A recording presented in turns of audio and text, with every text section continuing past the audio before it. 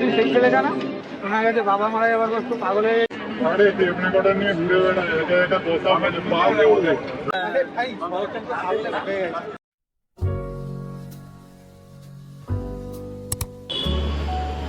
এই গল্পটা তোমার জন্য। যদি তুমি হারিয়ে যাও মনে একটা কিছু নেই, এই গল্পটাই তোমাকে বাড়ি ফিরিয়ে আনবে। বলছি ভাই টিকিট রেকর্ডারটা দিলে বাবা কি ছাড়াবে? তোমাদের তো বেশ মজা লাগছে তাই না? জোক? কেউ যদি আজও শোকটা না কাটিয়ে উঠতে পারে সেটা জোক হয়ে যায়। তোমরা তো বোঝো না, যারা ভালোবাসা হারিয়েছে শুধু তারাই বোঝে। তুই একা আর একা চিরকাল।